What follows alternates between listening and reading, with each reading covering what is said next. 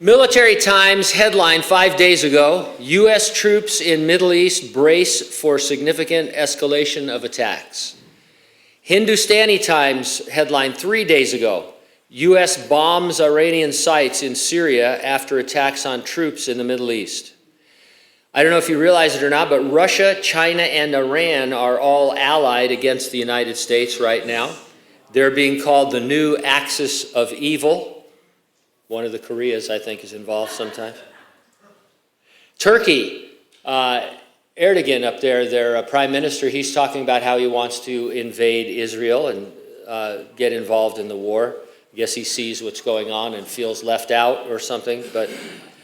And you know, people, every now and then somebody will mention World War III, right? In a very frightened way. And people are scared right now, they're afraid, and they're looking at Christians.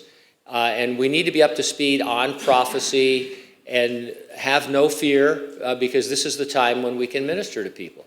If we don't have answers now, they won't listen to us later. And so believers and unbelievers both. We need a big picture view of current and coming events so we have solid, not sensational information to share with others. The Bible tells a story of how a holy God can save sinful human beings without compromising his love or his righteousness. The only way is for God to become a man in order to substitute himself as the acceptable sacrifice for the sins of mankind. In order to add humanity to his deity, God had to be miraculously born into the human race. In order to be miraculously born into the human race, there needed to be a people, a nation, that was chosen by God to be those he would descend from. Those people are the descendants of Abraham through the 12 tribes of Abraham's grandson Jacob, whose name was changed to Israel. Jesus was born according to prophecy. The leaders of Israel rejected him, however. Rome also was involved in his execution. We're not anti-Semitic. We're not blaming this on Jews. Jesus rose from the dead, he ascended into heaven, and he promised he would come again. When he returns, all Israel will be saved. In the interim, it's prophesied that Israel would be scattered throughout the entire world, regathered to her homeland, be reestablished as a nation, resulting in trouble for all nations. These are the key prophecies that Israel has fulfilled. These are fulfilled prophecies, miraculously so.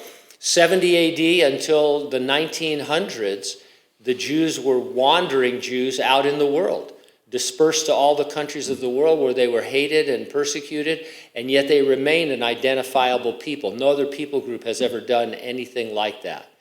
And then they were regathered into their land, and then they became a nation, May 14, 1948. And since then, they've been a heavy, troublesome stone around the necks of all the nations of the world. You see what's happening right now. We're on the verge of World War III because this group, Hamas, as their stated purpose, wants to kill every living Jew. And so it's an incredible thing that's happening over there. We understand it. It's the fulfillment of prophecy. In the interim, Israel has not repented of rejecting Jesus Christ. And so God has designated the coming 7-year Great Tribulation for her repentance. He calls it, through Jeremiah, the time of Jacob's trouble, specifically identifying Israel as the main actor in the Great Tribulation. Yes, there will be tons of Gentiles. Gentiles will become believers, etc. But it is really a time for God to deal with Israel so that they will receive the Lord when he comes at the end of that 7 years. Leading up to his return as king, there are 3 predicted yet unfulfilled military campaigns that we could talk about. First of all, we read in Isaiah and Jeremiah that the city of Damascus in Syria is going to be completely destroyed, razed to the ground, never to be a city again. That's never happened in history. There have been times when Damascus, Syria was conquered, but they exist as a city today as well. So we're looking for that to happen at some point. It's interesting that Israel is bombing the Syrian airports because they have, armaments coming in from other countries and whatnot. And we've had some strikes into Syria, the United States, and so we keep our eyes on Damascus. Second battle, Gog will form a coalition of nations to attack Israel. I know that sounds funny, but you'll hear people asking, is this Gog and Magog? And you're like, what language are you talking? You know, Gog and Magog come out of Ezekiel 37, 38, and 39. Gog seems to be a title like Pharaoh. We read in part, I will turn you around, Gog, put hooks into your jaws and lead you out with all your army. You will come into the land of those brought back from the sword and gathered from many peoples on the mountain of Israel, which had long been desolate. They were brought out of the nations, and now all of them dwell safely. And so Israel is going to be in the land, dwelling safely, and this Pharaoh-like Gog figure is going to come down with a coalition of enemies to try and destroy the Jews. Ezekiel lists the nations that allied with Gog. The latest scholarship says they are Russia, Iran, Turkey, Libya, possibly Algeria and Tunisia, the Sudan, and the territories in the southern part of Russia that were formerly part of the Soviet Union, including Kazakhstan, Uzbekistan, Tajikistan, Kyrgyzstan, Turkmenistan, and northern Afghanistan. Now, these are all named in the Bible. Some of them have their ancient names. For example, you'll read Persia. Well, Persia is modern Iran. And so we know them as Iran today. But these particular nations will be together, and they will come down to try and invade Israel, and they'll be wiped out by God.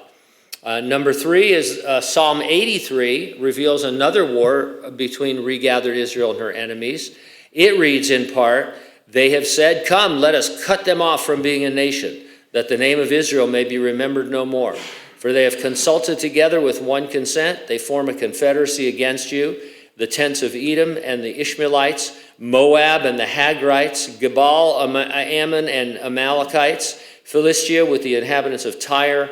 Assyria also has joined with them. They have helped the children of Lot.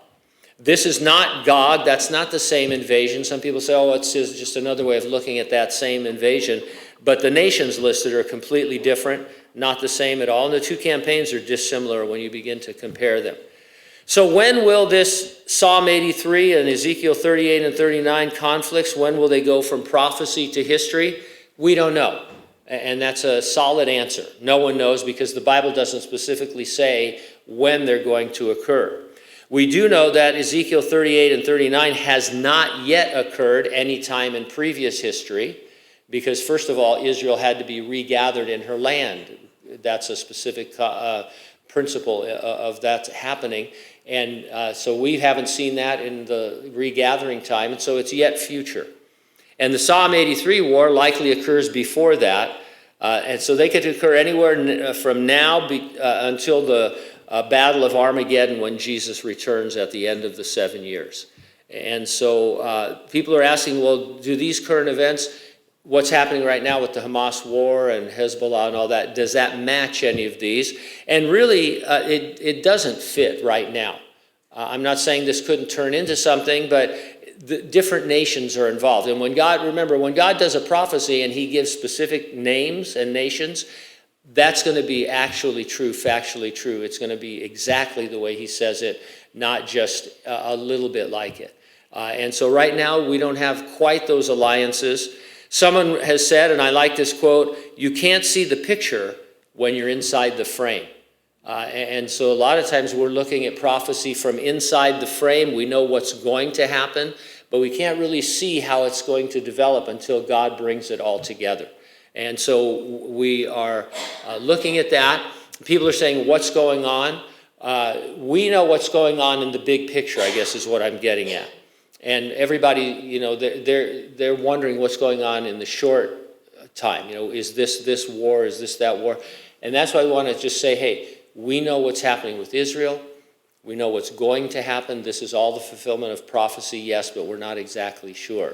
And I think that's important not to become sensational. I've saw all kinds of stuff on YouTube, and people are doing this Jewish gematria with the numbers, and these numbers lead up to this, and all of this other stuff that's not really going to pan out.